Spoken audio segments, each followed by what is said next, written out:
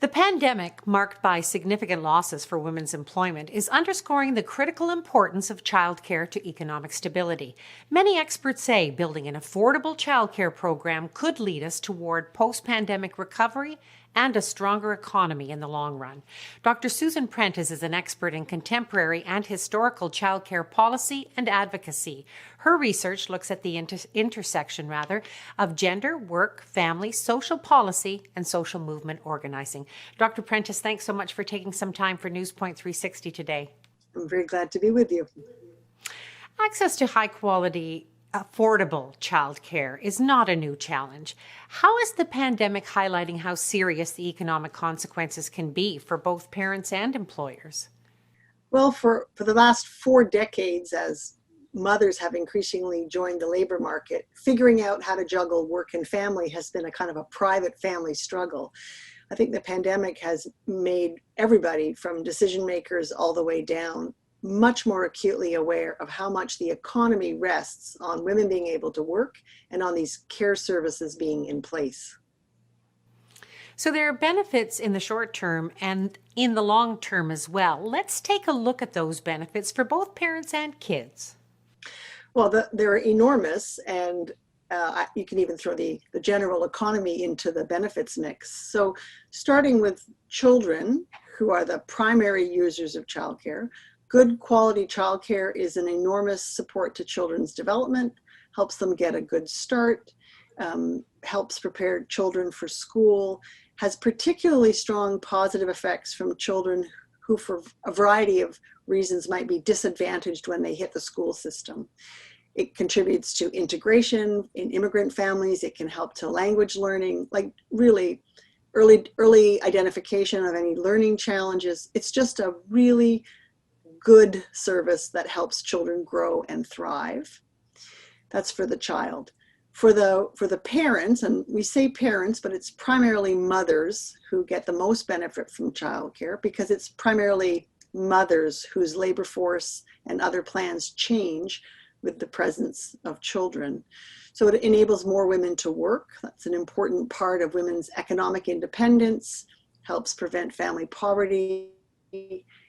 The massive increase in two-parent families has been a part of what's kept many families afloat over the last couple of decades. And of course, since pensions are dependent on lifetime earnings, over the whole lifetime, the presence of childcare helps a woman be a working woman during working years and less poor when she's in retirement. There are benefits to employers when workers can get to work, when absenteeism is low and productivity is high, and everybody's not on the phone at 3:30 checking that the kids are okay on their own. And finally, there's reams of new economic evidence which shows that for a variety of reasons, mainly because the service is so labor intensive, government investments in childcare services are more than recouped by the economic benefits the services permit. So how far a step backward have we taken?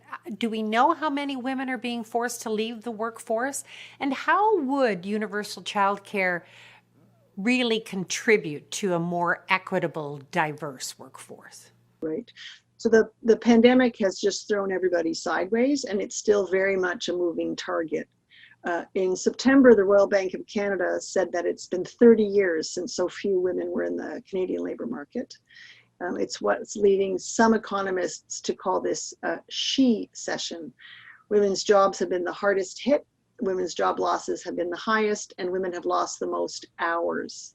So women are taking a terrible hit. In the kind of recovery that we're looking forward to post-pandemic, childcare services will go a long way to helping women catch up to those jobs, to creating good jobs for women, and to helping build an economy that's organized to share the care work more than it was pre-pandemic. So it's a very important lever. But if we're only looking at dollars and cents, I think we're missing the bigger picture. When positioned as an investment, how could universal childcare in effect pay for itself? Well, it does pay for itself on a financial basis, and the latest research done in an economic report last month suggested that over 10 years, building a universal childcare system could grow Canada's GDP by over $100 billion. It permits more work, it creates more employment, it supports children's healthy development.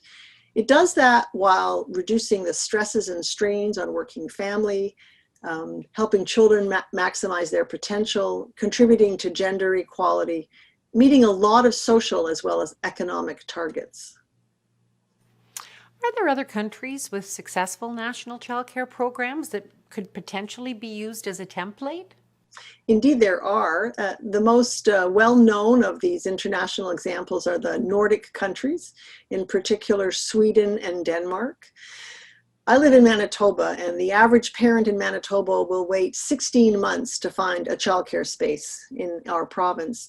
In Sweden, a parent goes down to the municipality and is guaranteed a space within 2 months. In Sweden, no family pays more than 3 or 4% of their family income to use a childcare center, and the childcare educators are well trained and well paid. So yeah, there are countries that do this very well, and we should be learning from them. Well, and we need to look at what would be the challenges, what would be the obstacles to implementation, and what would it take to build capacity to ensure that there are enough of these qualified, well-trained early childhood educators and the spaces needed to accommodate the kids who need them. I've spent a lot of time trying to figure that out. Like, what are the barriers when the case is so compelling and the economic evidence is so strong?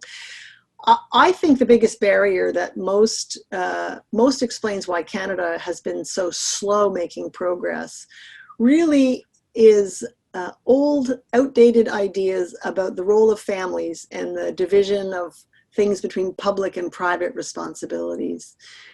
It's still not very widespread in Canada to accept that family policy and economic policy are deeply connected, and that families need help to be active in a modern economy. So I think it's these ideas, old political ideas about private responsibility are one barrier. If we have hurdled those, and perhaps the pandemic was the last thing we needed to do, certainly to hear the finance minister in the House last week saying, as a working mother and a finance minister, I know we need childcare, is a sign that this change is afoot. Then Canada needs to scale up. Across the country, we only have childcare spaces for about 30% of the children, and that's massively overrepresented because Quebec has such a fine system. In my province, for example, we have childcare spaces for just 18% of children. So there will be a big construction boom in the building of centers, and then that will need a corresponding workforce to staff. There are a lot of trained early childhood educators who are available to work in childcare. Many of them leave the field because the wages have been so unfair. So there will be, it'll be a building boom. And I think that in much the same way that the baby boom of the 60s created a lot of wealth and prosperity and more justice for Canada, we can see national investments in building a universal childcare system to be bringing some of those same effects across the country. Well, childcare is essential to social and economic equality, as you were saying, and when there is access to quality, affordable childcare, we all benefit. Dr. Prentice, thanks so much for taking some time from your busy schedule today to talk with us on Newspoint 360. Thank you.